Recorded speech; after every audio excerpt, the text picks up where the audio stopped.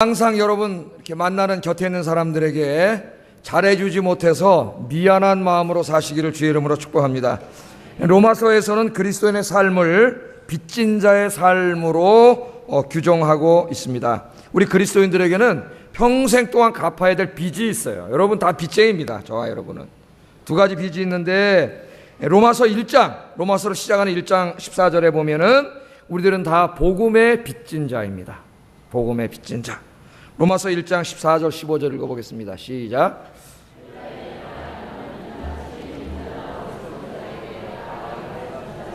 그러므로 나는 할 수 있는 대로 로마에 있는 너희에게도 복음 전하기를 원하노라. 아멘. 우린 다 복음의 빚진 자예요. 두 번째, 오늘 본문에 보면은 우리는 또한 사랑의 빚진 자입니다. 오늘 본문 8절 다시 한번 읽어보겠습니다. 시작. 남을 사랑하는 자는 율법을 다 이루었느니라. 아멘. 그래서 로마서 전체는 우리 그리스도인의 삶을 빚진 자의 삶으로 규정하고 있습니다. 그리스도인들은 복음의 빚진 자요, 사랑의 빚진 자입니다. 오늘 이 아침 시간에는 그리스도인들이 평생 동안 갚아야 할 사랑의 빚에 대해서 말씀을 전하려고 합니다. 평생 동안 내가 갚아야 될 사랑의 빚이 무엇이며 그 빚을 어떻게 갚으며 살아야 하는가를 오늘 배우는 시간이 되기를 주의 이름으로 축복합니다. 자, 오늘 말씀해 보니까 피차 사랑의 빚 외에는 아무에게든지 아무 빚도 지지 말자, 그렇게 이야기를 하고 있습니다. 사랑의 빚, 잘 들어보세요. 사랑의 빚 외에는 아무에게 아무 빚도 지지 말라. 여러분, 우리가 말씀대로 살아야 됩니다. 그럼 여기 보면 아무에게 아무 빚도 지지 말라 이렇게 말씀을 하고 있습니다. 그리스도인들은 절대로 빚을 져서는 안 된다는 말씀은 아닙니다. 살다 보면은 급하게 빚을 질 때가 있습니다. 여러분, 빚 진 거 있는 분 있습니까? 빚 없는 분 손들라고는 안 하겠어요. 예, 우리 지금 가계 부채가 엄청나다고 하죠. 우리나라에 수조원에 이른다고 하는데, 대부분이 보니까 집 살 때 진 그 융자낸 빚이더라고요. 대부분이 빚이고, 또 카드로 물건 산 이런 빚입니다. 굉장히 빚이 많죠. 특별히 요즘은 신용사회이기 때문에 사람들이 카드를 사용해서 물건을 삽니다. 카드로 물건을 사는 것은 카드 회사에서 엄청나게 비싼 이자 돈을 내가지고 그 돈을 꼬서 물건을 사는 거예요. 그리고 거기다가 엄청난 이자를 내서 매달 갚는 거예요. 그게 카드로 사는 거예요. 그러니까 카드 회사는 돈을 많이 갖고 있다가 카드 이자가 지금 얼마인지 모르겠는데 우리 사람 다 해가지고 15%, 11%다 그러면 11%는 엄청난 이자 받아먹고 돈 꿔주는 거예요. 그럼 그걸 갚아야 되는 거예요. 그러니까 현대인 치고 빚쟁이 아닌 사람이 없습니다. 빚쟁이. 어느 정도의 빚을 다 지고 있습니다. 여기 오늘 본문의 강조점은 빚을 지는 행위에 있는 것이 아니고 빚을 지고 있는 상태를 강조하는 것입니다. 상태. 그러니까 절대로 빚을 져서는 안 된다는 것이 아니고, 빚이 있으면 열심히 일해서 빨리 갚아. 그래서 빚진 상태를 오래 유지하지 말라는 거예요. 그러니까 사랑의 빚 외에는 아무에게 어떠한 빚도 빚진 상태로 있지 말라는 겁니다. 그리스도인들은요, 가능하면 빚을 지지 않는 것이 좋습니다. 근면하게 열심히 일해서 여러분이 먹고 살 돈은 여러분이 벌 수 있기를 주의 이름으로 축복합니다. 기도하세요. 대책 없이 카드로 물건 사고 빚 독촉 받는 것은 그리스도인의 삶의 태도가 아닙니다. 그러나 어쩔 수 없는 상황에서 빚을 졌다면 빨리 지금부터 허리띠를 졸라매고 최선을 다해서 노력해가지고 그 빚을 빨리 갚아야 합니다. 오늘 말씀이 그거예요. 아무에게 어떠한 빚도 지지 말라. 빚진 상태로 있지 말라는 거예요. 빨리 내가 빚진 거 있으면 열심히 일하세요. 제가 지난번에 설교 때도 한번 말씀드렸죠. 한 사람 소개하면서 그 사람 사업하다 망해갖고 몇 억을 빚졌는데 하루에 16시간 이상을 아르바이트, 하루에 6개인가를 하면서 그 빚을 다 갚았다. 훌륭한 사람이에요. 남에게 손해를 끼치고 아픔을 준 거 아니에요. 우리 그리스도인들 그런 상태로 절대 있으면 안 됩니다. 빨리 여러분 그런 게 있으면 기도하면서 열심히 일해가지고 여러분 가지고 있는 부채를 빨리 다 청산할 수 있기를 주의 이름으로 축복합니다. 가능하면 카드로 이것저것 필요한 건 사야 되겠지만은 사치하게 막 사면 안 돼요. 그리스도인들이. 맨날 그거 갚다 보면은 주님 앞에 드릴 것도 못 드리고 하나님 앞에 일도 못하고 그런 인생이 되어서는 안 됩니다. 자, 그걸 말씀하는 거예요. 그런데 오늘 본문에 보니까 사랑의 빚 외에는 그랬어요. 그 사랑의 빚은 어쩔 수 없다는 거예요. 사랑의 빚. 우리가 평생 동안 다 갚아도 도저히 갚을 수 없는 빚이 있습니다. 우리 모두에게. 그 빚이 뭐냐면은 바로 사랑의 빚이에요. 사랑의 빚. 우리는 다 사랑의 빚진 자예요, 이미. 그런데 이 사랑의 빚은 평생 동안 갚아도 다 갚을 수가 없어요. 여러분 죽을 때까지 매일매일 갚아야 됩니다. 자, 여기 이 말씀을 우리가 염두에 두면서 8절 상반절의 의미를 한번 생각해 보세요. 다시. 사랑의 빚 외에는 아무에게 아무 빚도 지지 말라. 이게 무슨 말인지. 첫째는 다른 사람에게 금전적으로 빚진 사람이 빨리 그 빚을 갚으려고 힘쓰라 그랬죠. 지금 힘써야 하는 것처럼 그리스도인들은 사랑의 빚을 갚는 일에 힘써야 된다는 거예요. 사랑의 빚을. 두 번째는 그리스도인들이 이 세상에 갚아야 할 사랑의 빚은 평생 다 갚아도 갚을 수 없는 빚이므로 평생 동안 사랑의 빚을 갚으며 살아야 된다는 그런 말씀이 8절의 말씀입니다. 예수 믿는 사람은 다 사랑의 빚진 자입니다. 우리들은 이 세상 사람들에게 갚아야 할 많은 사랑의 빚을 지고 있습니다. 목사님 도대체 무슨 빚입니까? 내가 갚아야 될 사랑의 빚이 무슨 빚입니까? 바로 우리 그리스도인들이 갚아야 할 사랑의 빚은 예수 그리스도의 사랑입니다. 저와 여러분은 예수님께 엄청난 사랑을 받은 사람, 사랑의 빚을 진 사람입니다. 예수님께서 저희들을 사랑하셔서 어떻게 하셨어요? 하나님께서는 자기 독생자를 보내주시고 예수님께서 우리를 너무나 사랑하셔서 이 땅에 어떻게 하셨습니까? 인간의 몸을 입고 이 땅에 오셔서 십자가에서 죽기까지 저와 여러분을 사랑해 주신 줄로 믿습니다. 우리는 다 예수 믿기 전에는 죄로 인해서 이미 사형 선고 받은 사람이에요. 로마서 1장, 2장, 3장, 3장 보면 어떻게 돼요? 우리들은 다 이미 사형 선고 받은 사람이에요. 죄의 싹은 사망입니다. 로마서 1장에도 보면 우리는 이미 이러한 죄 때문에 다 사형 선고를 받았어요. 사형 선고. 이것을 한번 여러분 머릿속에 기억해 보세요. 주님의 용서의 사랑이 없었다면은 우리는 사형 선고 받고 지금 사형의 형의 집행을 기다리고 있는 상태입니다. 하나님의 때가 되면 이 형이 집행되면 우리는 죽어서 지옥 가는 존재예요. 그러므로 예수님의 사랑의 첫 번째 중요한 사랑은 바로 죄 용서의 사랑입니다. 무슨 사랑이라고요? 우리의 죄를 용서해 주신 사랑. 내가 이미 죄로 인해서 사형 선고받아갖고 죄의 싹은 사망이에요. 이미 하나님이 사형, 로마서 1장에 이렇게 나왔죠. 사형 언도 내렸습니다. 선고 내렸어요. 우리는 이미 사형 받아야 돼요. 사면이 없으면 우리는 형 집행을 기다리고 있는 사람이에요. 예수 믿지 않는 모든 사람은 사형 집행을 기다리고 있는 사람이에요. 희망이 없는 사람이에요. 그런데 우리 예수님께서 너무나 우리를 사랑하셔서 우리가 당해야 될 그 죽음을, 사형 집행을 예수님이 십자가에서 다 짊어지고 우리 대신 사형 집행을 받으셨어요. 그래서 저와 여러분 죄 용서받고 구원받아 하나님의 자녀요, 구원받은 하나님의 백성이 된 줄로 믿습니다.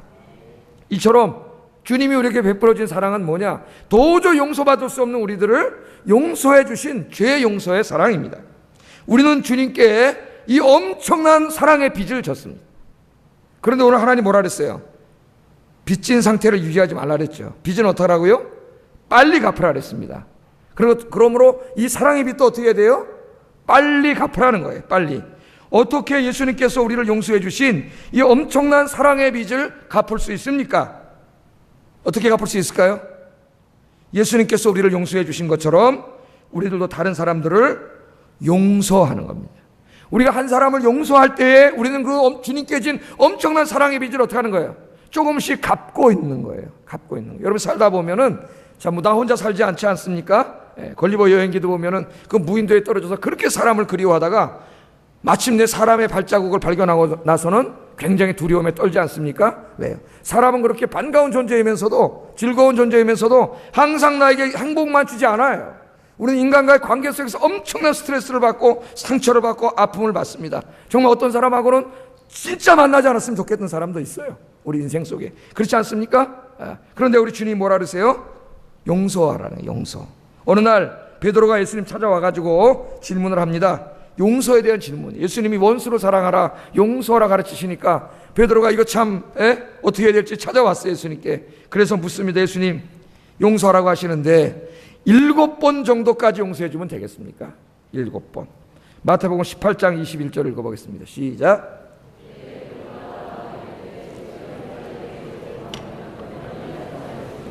일곱 번까지 하오리까? 7번. 여러분 어떤 한 사람을 7번 용서해 본 적 있습니까? 7번? 우리는 한 번도 용서하기 어렵습니다. 누가 나를 기분 나쁘게 하거나 자존심을 상하게 하거나 마음을 상하게 하거나 여러분 상처를 주거나 그러면은 어떻게 해요? 평생 잊혀지지 않아요. 그 사람 생각만 나도 자다가 벌떡 일어나고 막 정말 막 한 번 가서 어떻게 해버리고 싶죠. 주먹을 날려버리고 싶을 때도 있어요. 그럴 때가 있죠. 우리가 여기 보면은 오늘 우리가 그렇게 살 때 그런 게 있는데 베드로도 그럴 때가 있으니 이 사람 성질이 급한 사람이잖아요. 불같은 사람이에요. 그래 예수님 용서하라 그러니까 원수를 용서하라 하니까 예수님 7번 용서해 주면 되겠죠. 7번이면 너무 훌륭한 거예요. 한 번도 용서하려고. 예수님이 칭찬해 주실 줄 알았는데 예수님 뭐라 그러셨어요? 22절에 이렇게 말씀을 합니다. 같이 한번 읽어보겠습니다. 시작. 7번을 70번까지도 할지니라. 7번 용서하는 게 아니라 7번을 70번. 와, 77은 49. 이것만 해도 490번이에요. 그럼 딱 490번 하고 말라는 말, 490번은 불가능한 일이지만 용서는 영원하다는 거죠. 끝없이 용서하라고 우리 주님께서 말씀을 하고 있습니다. 우린 다 경험하고 있습니다. 용서가 얼마나 힘든 일인지. 내 힘으로는 용서할 수 없습니다. 인간의 능력으로는 정말 용서할 수 없을 것 같아요. 그러나 기도하고 하나님 붙잡으면 용서할 수 있는 마음이 생기고 더욱더 내가 주님께 용서받은 사람이라고 하는 것을 깨닫는 순간 용서할 수 있습니다. 내가 주님께 용서라고 하는 엄청난 사랑의 빚을 진 사람이라고 하는 것을 깨닫고 주님 앞에 기도할 때 비로소 용서할 수 있습니다. 여러분, 내가 이렇게 다른 사람들을 용서할 때 도저히 용서받을 수 없는 사람들을 용서할 때 그때 나는 어떻게 하고 있는 거예요? 주님께 진 사랑의 빚을 내가 갚으며 살고 있는 거예요. 그래서 여러분, 우리가 이 세상 떠날 때에는 우리 통장에 빚진 것이 없어야 합니다. 용서의 빚, 주님 앞에 갈 때 제로가 돼서 떠나시기를 주의 이름으로 축복합니다. 사랑의 빚진 자로 가면 안 됩니다. 주님 앞에 갔더니 야 통장 갖고 와봐라. 통장 딱 열었더니 그 사랑의 빚을 하나도 안 갖고 왔어.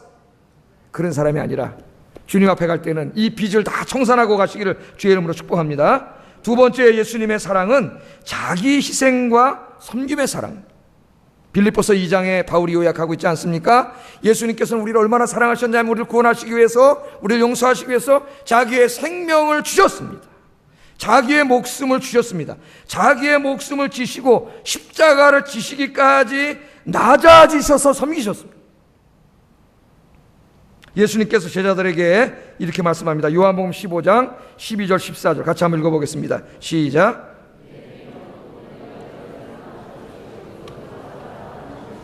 사람이 친구를 위하여 자기 목숨을 버리면 이보다 더 큰 사랑이 없나니 너희는 내가 명하는 대로 행하면 곧 나의 친구라. 아멘. 내 계명은 곧 내가 너희를 사랑한 것 같이. 잘 들었죠. 말씀을 잘 읽어야 돼요.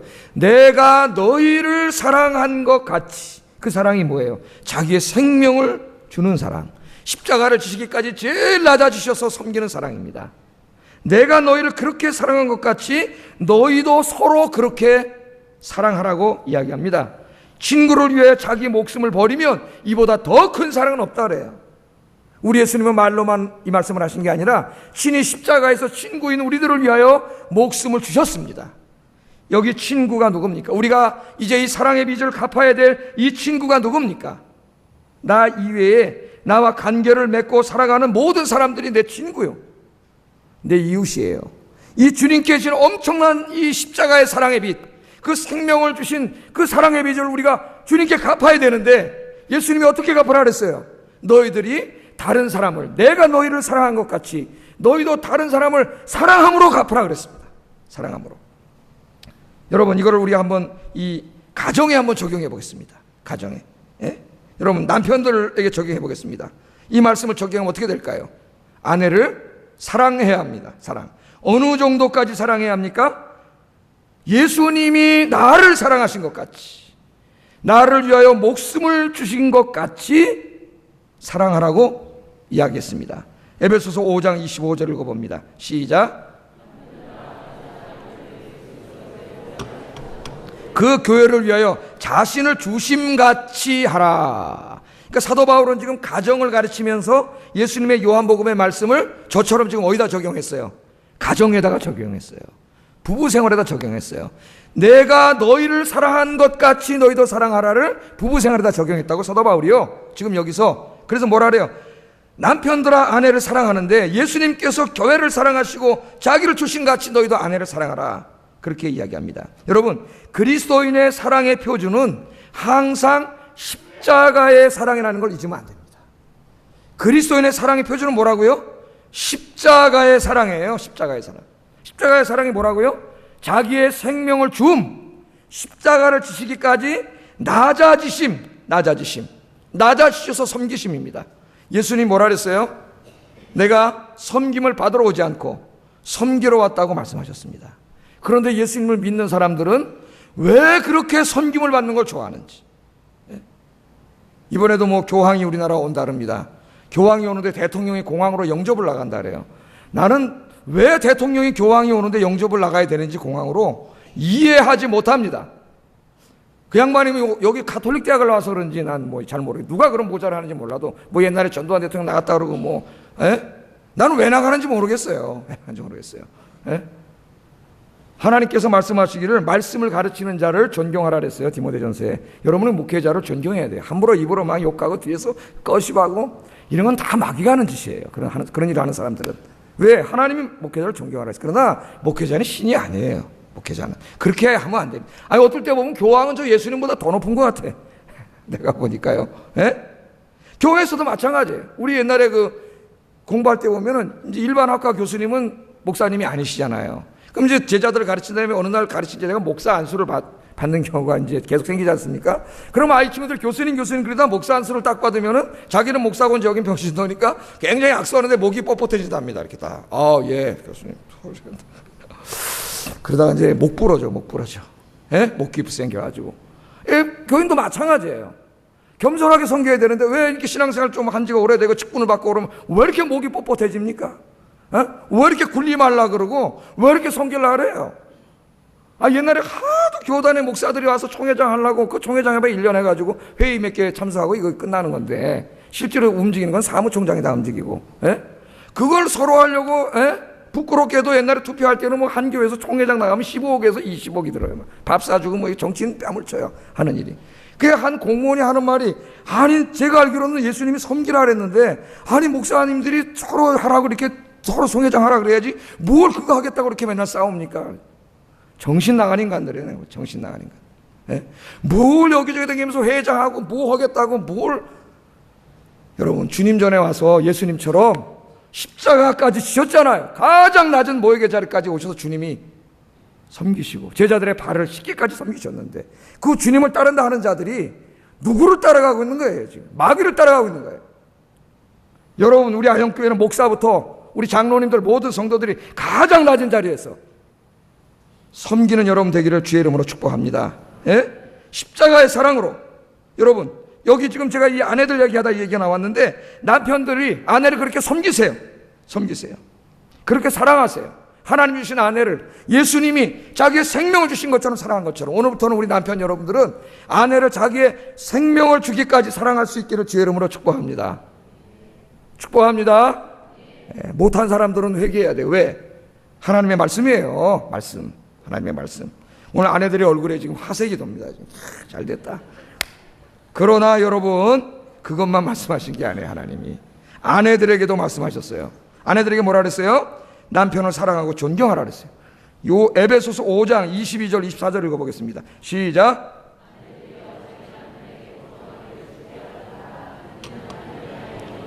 그리스도께서 교회의 머리됨과 같음이니 그가 바로 몸의 구주시니라. 그러므로 교회가 그리스도께 하듯 아내들도 범사에 그 남편에게 복종할지니라.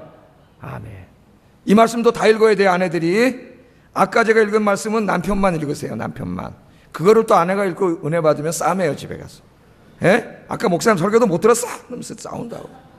누구만 들으면 돼? 그거는 남편만 들으면 돼. 오늘 아내들은 요걸 들어야 돼요. 아내들이요 그랬잖아요. 자기 남편에게 복종하기를 누구에게 하듯 하라고요?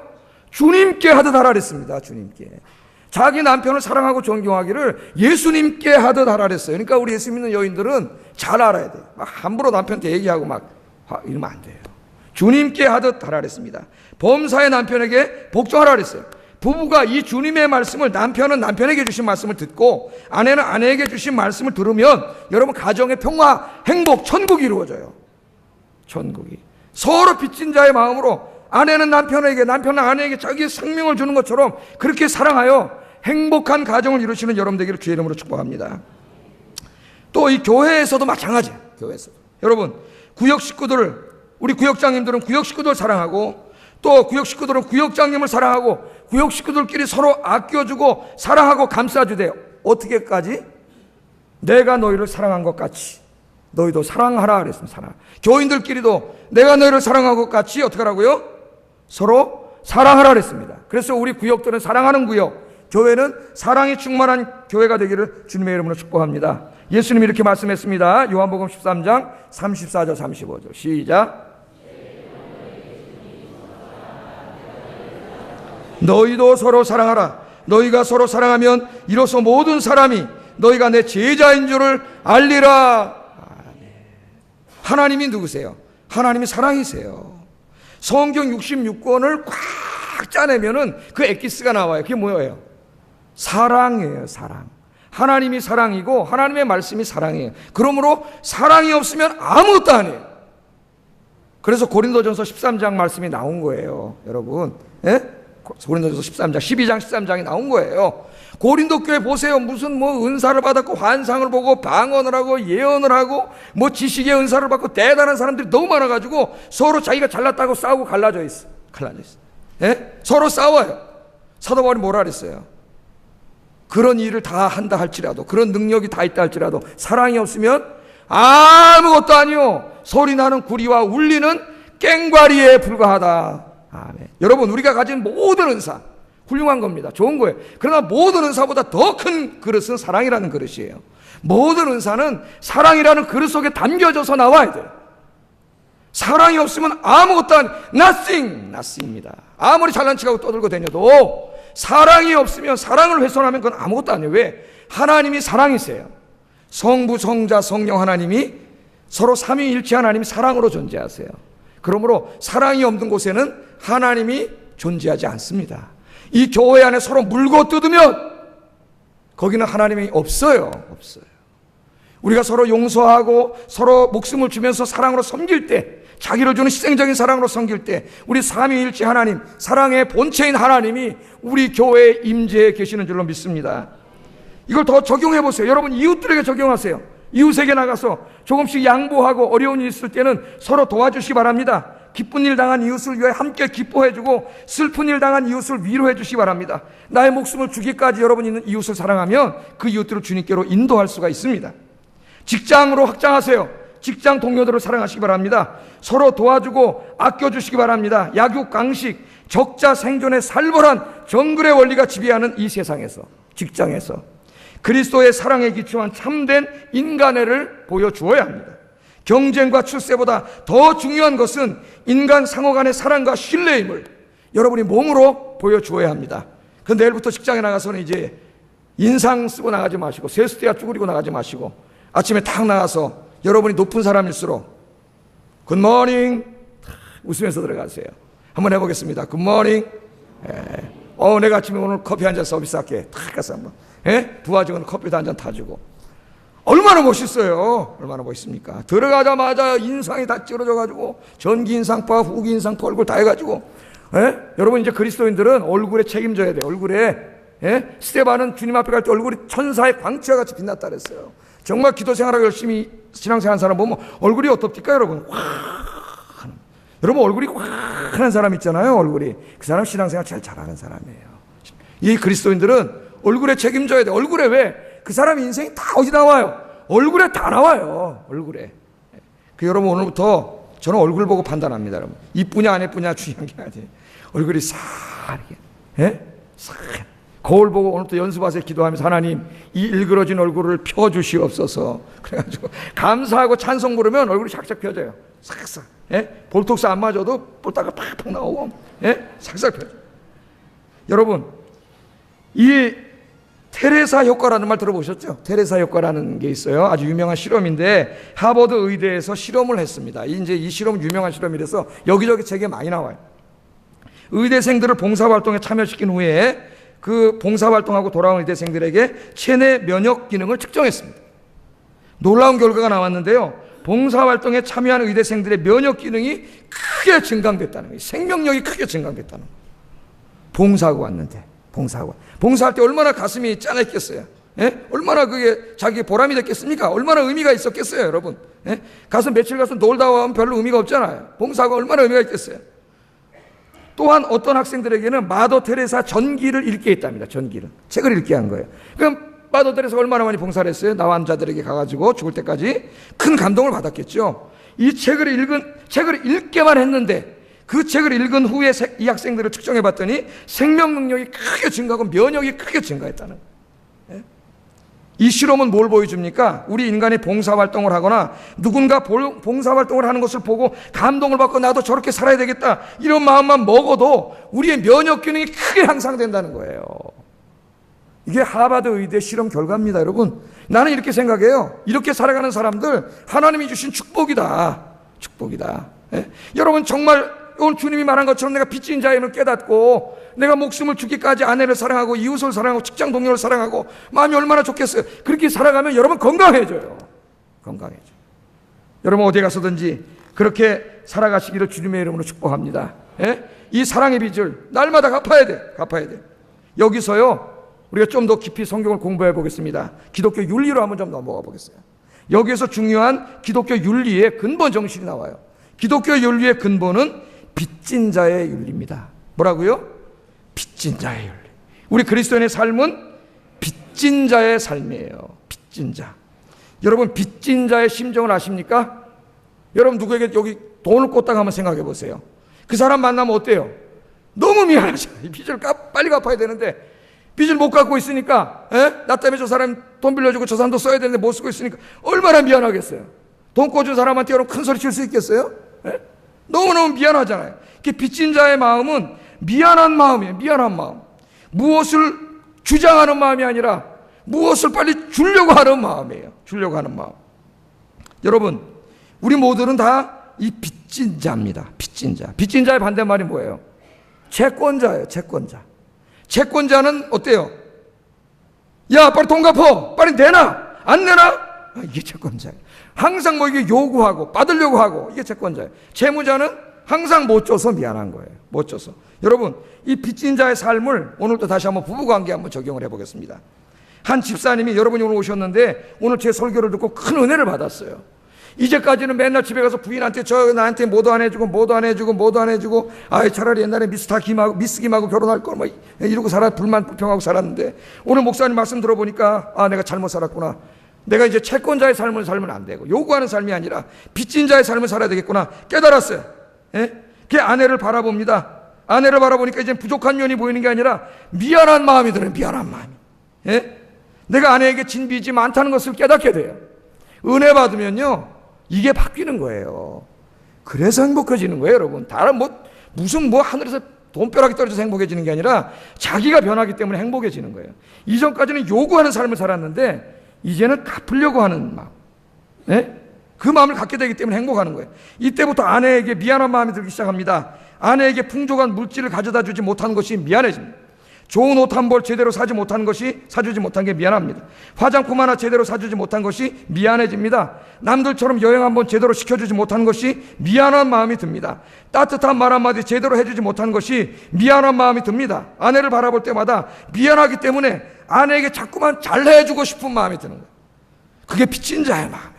빚진 자의 마음. 내 목사하고 결혼 안 했으면 딴 남자 미스터 김하고 결혼했으면 좀 돈 많이 벌어갖고 잘 살 텐데 지금 목사하고 결혼해갖고 인간적으로 해주는 게 없으니까 미안하다. 그 미안한 마음이 들더라고요. 미안한 마음. 아내도 마찬가지예요. 아내도 채권자의 마음을 가지면 남편에게 항상 요구합니다. 당신 날 이걸 해줘야 돼, 저걸 해줘야 돼. 왜 이걸 못 해줘? 왜 갔다 와서 설거지도 하나 안 해, 청소도 안 해? 맨날 이러잖아요. 이거 서로 해줘야 된다고 싸우다가 이혼해버려. 여러분, 아내가 은혜 받으면 아내가 바뀌어요. 빚진 자의 마음, 채권자의 마음은 없어지고 빚진 자의 마음이 생겨요. 그래 남편에게 그 다음부터 뭐가 들어요? 미안한 마음이 들어요. 요구하지 않아요. 미안한 마음이 들어요. 나같이 애교도 없는 여자 만나서 재미없게 살아가는 남편에게 미안한 마음이 듭니다. 가족들 먹여 살리려고 아침부터 밤늦게까지 온갖 스트레스 받으며 살아가는 남편에게 미안한 마음이 들어요. 여러분, 남편들 불쌍해요. 불쌍해. 우리 아빠들 저 가족들 먹여 살리느라고 바깥에 나가서 자존심 다 상해. 백길한테 걷어차고 나와야 되는데 그러지도 못하고 불쌍해. 여러분, 얼마나 미안합니까? 나같이 요리 솜씨도 없는 여자 만나서 맛있는 음식 한번 제대로 먹여보지 못한 남편에게 미안한 마음이 듭니다. 내 아는 후배 목사님은 사모님이 하도 음식을 맛이 없게 해가지고 삼시세끼를 돌아다니면서 먹어요. 항상 남편에게 빚진 마음으로 살아가기 때문에 남편에게 뭘 더 잘해줄 수 없을까 이렇게 사는 거예요. 뭐가 바뀌었어요? 남편이 돈 많이 벌어와요? 아니에요. 사람이 바뀌었어요. 빚진 자의 마음을 갖게 되니까 갑자기 행복해져요. 채권자의 마음을 가질 때 맨날 싸웠는데 요구하는 사랑은 끝이 없습니다. 아무리 해줘도 만족하지 못합니다. 한 사람이 지치게 돼 있어요. 나중에 지쳐요. 그래서 잘 살던 사람이 30년 이렇게 살다 황혼년 해버리는 거예요. 참다 지쳐서 못하는 거예요. 사랑은 상호가 아니에요. 주고받는 거예요. 여러분, 남편과 아내들이 이렇게 살아가면 얼마나 가정이 행복해지겠어요. 그리스도의 이 참 사랑을 체험한 사람은 이와 같이 항상 부부간에 미안한 마음을 갖고 삽니다. 미안함. 아까 우리 어떻게 인사했어요? 미안합니다. 이걸 한번 교회에 적용해 보겠습니다. 옆에 있는 분 한번 보세요. 잘해 주셨습니까? 용서해 주셨나요? 목숨을 주기까지 사랑해 주셨습니까? 십자가에 낮아지기까지 그렇게 섬기셨습니까? 아니면 뒤에서 욕하고 헐뜯고 안 보이기만 하면 또 욕하고 헐뜯고 맨날 이렇게 살아왔습니까? 여러분, 이 교회 적용해 보세요. 목사가 만약에 빚진 자의 마음으로 목회하면 어떻게 되겠습니까? 목사의 마음에 항상 미안한 마음이 듭니다. 제가 다 경험해 봐서 알아요. 성도들을 볼 때마다 미안해요. 나 같은 부족한 목사 만나가지고 은혜도 제대로 받지 못하는 성도들 생각할 때 미안한 마음이 듭니다. 오다 보면 설교가 갖다 조는 사람이, 내 설교 얼마나 졸리면 저 사람 졸게 만들었는데 죽을 지경이에요 내가. 저 사람을 안 졸게 하는데 목표를 들고 설교를 해야 되겠다. 물론 대부분은 안 졸지만 미안한 마음이 들어요. 제가 세밀하지 못해가지고 세밀한 돌봄을 받지 못하는 성도들에게 미안한 마음이 듭니다. 그런데 어떨 때에 불뚝 빚진 자의 마음이 아니라 채권자의 마음이 들 때가 있어요. 솔직히 말하면. 그러면은 죄가 불행해져요. 왜? 다른 목사하고 비교합니다. 야, 다른 목사 이렇게 교회에서 대화하고 이렇게 한다는데 이게 뭐야? 이러는 순간 마귀가 쌍욕사예요. 그러나 제가 주여 주님, 공중에 새는 여우도 굴이 있고 공중에 새는 깃들 곳이 있는 인자는 머리 둘 곳이 없다고 주님 하셨는데 기도하면은 빚진 자의 마음이 들어요. 항상 미안한 마음이 들어요. 성도들이 빚진 자의 마음을 회복하면 어떻게 됩니까? 힘든 교회 와서 목회하는 목사님에게 미안한 마음이 듭니다.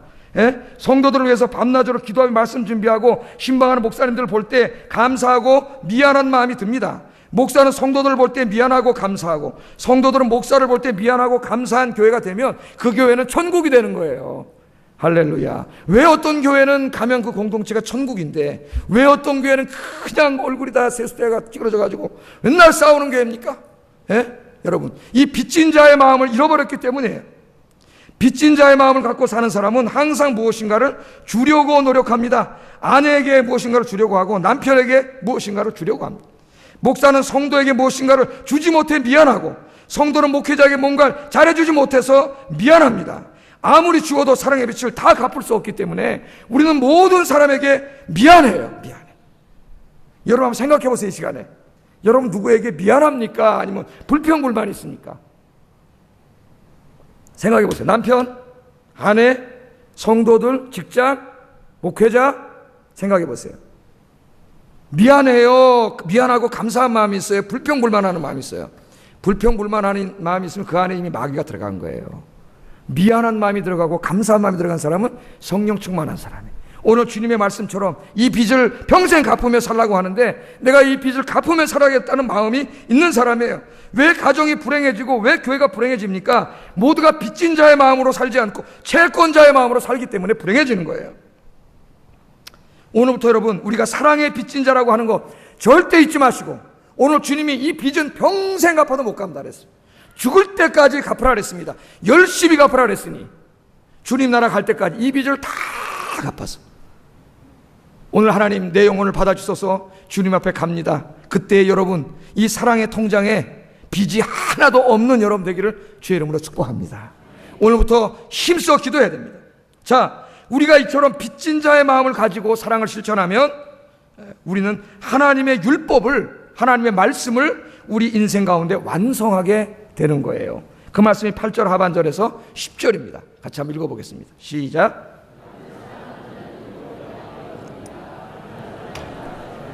도둑질하지 말라, 탐내지 말라 한 것과 그 외에 다른 계명이 있을지라도 내 이웃을 내 자신과 같이 사랑하라 하신 그 말씀 가운데 다 들었느니라. 사랑은 이웃에게 악을 행하지 아니하나니 그러므로 사랑은 율법의 완성이니라. 아멘. 여러분, 율법의 본질이 사랑이에요. 예수님께서 율법의 본질은 하나님 사랑과 이웃 사랑이라고 말씀하셨습니다. 이 말씀을 잘 보세요. 하나님을 사랑하는 사람이 우상 숭배 할 수 있습니까? 할 수 없습니다. 하나님을 사랑하는 사람이 주일날 다른 계획 세우고 다른 데 갈 수 있습니까? 없습니다. 하나님 사랑하는 사람은 주일을 범할 수 없습니다. 하나님을 사랑하는 사람이 말씀에 순종하지 않을 수 없습니다. 하나님을 사랑하는 마음을 회복하면 하나님을 기쁘시게 하는 삶을 살지 않을 수가 없어요. 하나님을 사랑하기 때문에. 여러분, 하나님 사랑하면 하나님 위해서 일하고 싶고 봉사하고 싶고 섬기고 싶은 거예요. 이웃에 관해서도 마찬가지입니다. 이웃을 사랑하는 사람이 살인할 수 없습니다. 오늘 이 말씀이 그 말씀이에요. 도적질할 수 없습니다. 간음할 수 없습니다. 이웃의 재산을 탐할 수 없습니다. 이웃을 사랑하는 마음만 회복하면, 빚진 자의 마음만 회복하면 절대로 이웃에게 악을 행하지 않습니다. 우리 그리스도인들이 빚진 자의 마음을 회복하면 정말 법이 없어도 되는 거예요.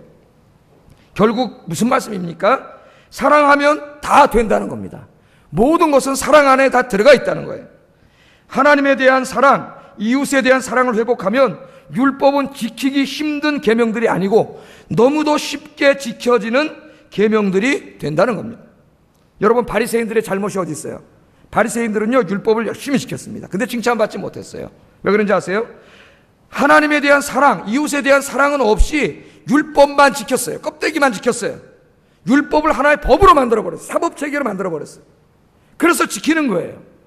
그런데 너무 힘들어, 그러다 보니까. 그래서 사람들이 없는 곳에서는 율법 선생도 율법을 안 지켜. 너무나 어려워서. 왜 지키기가 어렵죠? 사랑이 없이 법률 조항을 지키려니까 여러분 어려운 거예요. 힘든 거예요. 제가 한번 이렇게 적용을 해보겠습니다. 비유를 들어보겠습니다. 여러분, 자, 가족 얘기를 많이 하는데 남편을 사랑하잖아요. 사랑하는 아내. 그러면 남편을 사랑하면은 하루에 남편을 위해서 3끼 밥하는 것이 어려울까요? 즐거울까요? 즐겁다고 해서 우리는 말아요. 삼식이라래, 삼식이. 정신 나간 여자들입니다, 내가 볼 때는. 정신 나간 소리예요. 왜 하루 3끼를 집에서 밥 먹는 게 삼식이라고 욕을 해야 됩니까? 난 이해를 하지 못하겠어요. 여러분, 남편을 사랑하면 하루에 3끼 밥하는 것이 즐겁습니다. 식사 후에 커피 타주는 것도 즐겁습니다. 빨래하는 것도 즐겁습니다. 시장 같이 가는 것도 즐겁습니다. 배웅 나가는 것도 즐겁습니다. 남편을 사랑하면은요, 남편을 위해 하는 모든 일이 즐겁습니다. 왜? 사랑하기 때문에. 사랑하기 때문에. 그런데요, 이거 한번 남편을 사랑하지 않고 내가 부인이 됐으니까 오늘부터 의무감으로 한번 한다. 의무감으로. 내가 저 인간을 위해서 오늘 아침도 해줘야 되고, 점심도 해줘야 되고, 저녁도 해줘야 되고, 커피도 또 타줘야 되고, 또 빨래도 해줘야 되고, 또 설거지도 3번 해줘야 되고, 또 배웅도 나가야 되고, 시장 갈 때 또 뭐 같이 가자. 자, 여러분, 야, 이거 어떡하지? 그날 밤으로 도망가 버릴게. 왜 이렇게 결혼 생활이 어려워지죠? 그게 어려워진 게 아니에요. 뭐가 어려워진 거예요? 사랑이 식은 거예요. 착각하지 마세요. 사랑이 식었기 때문에 이게 다 짜증나고 힘들어지는 거예요. 연애할 땐 상냥하던 그이가 이렇게도 변할 줄이야. 그 사랑이 변한 거예요. 사랑이 변한 거지 그게 다른 게 아니에요. 여러분, 제가 다 경험해 보니까요, 사랑하는 사람 만날 때는 어떻게 힘들어요, 안 힘들어요? 안 힘들어요. 재밌어요. 그러니까 즐거워요. 이 세상에서 제일 즐거운 일은 뭐예요? 사랑하는 사람 만나는 날이에요. 제일 즐거워하고 밤에 잠도 안 자고 아침에 나가서 데이트하고 즐겁고, 만나면 좋고, 또 시간 밤 됐는데도 헤어지기 싫어가지고 크다가 또 집 앞에까지 데려다주고 또 집 문에 들어가는데 또 이렇게 담에다가 제가 그래서 다 합니다. 그리고 또 갔다 와가지고 뭘 하루 종일 만났으면 또 전화해가지고 1시간 이상 또 전화해. 그 당시에 핸드폰이 있어요. 뭐가 있어요? 전화를 딱 끊는데 아버지 전화하고 연결되어 있잖아요. 장인어른 전화. 누가 딱 드는 소리가 나면 딱 끊어. 예? 여러분 이거를 의무로 한다고 한번 생각을 해보라고. 어우 저 사람하고 또 이따 1시에 또 전화해야 되고 1시간 전화해야 되고. 그걸 걱정할 필요가 뭐 있어요? 사랑하면 허지 말라도 해. 허지 말라도. 여러분 하나님을 사랑하면은요 신앙생활이 너무 재밌어요. 예? 예배드리는 시간, 성경 읽는 시간, 기도하는 시간, 찬송 부르는 시간, 전도하는 시간, 봉사하는 시간, 내 인생에서 제일 즐거운 시간입니다. 그렇지 않으면 하나님 사랑하는 거 아니에요. 예? 착각하지 마세요. 핑계 대지 마세요. 예? 하나님보다 더 사랑하는 게 있으니까 다른 데는 가도 안 오는 거 아니에요. 여러분.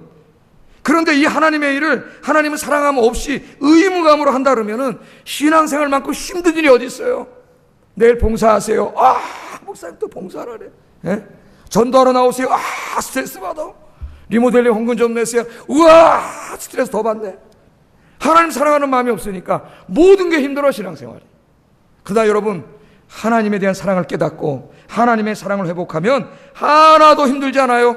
제일 즐거워요 여러분. 예? 제가 이 축구를 사랑합니다. 축구를 사랑해가지고 밤에 축구하러 나가잖아요. 주일날 밤에 저 라이트 켜놓고 축구하는데 말이죠. 축구하다 한번 오는 놈이 와서 뒤를 박아가지고 갈비에 이렇게 갈비 금이 지쳐요. 그것도 안 하다가 하고 싶어가지고 이것도 안 났는데 복귀를 하고 또 나가서 한 달 하다 또 넘어져가지고 이쪽 뼈 찍어보니까 거길 또 다쳤어요. 중요한 부분을. 근데 또 찔뚝거리면서 했어요. 한 달 동안. 예? 그랬더니 이게 찌글텅찌글텅 하는 데서 뛰니까 이 근육이 제대로 안 움직여가지고 이쪽 옆구리 근육이 꽉 뭉쳐가지고 지난주 3일 동안 잠을 못 잤어요. 눕기만 하면 아프니까. 와, 난 그래서 그때 진짜 깨달았습니다. 잠자는 게, 누워 있을 수 있는 게 얼마나 은혜인가를 깨달았다니까요. 불면증? 그거 감사한 거더라고. 누워 있을 수 있잖아.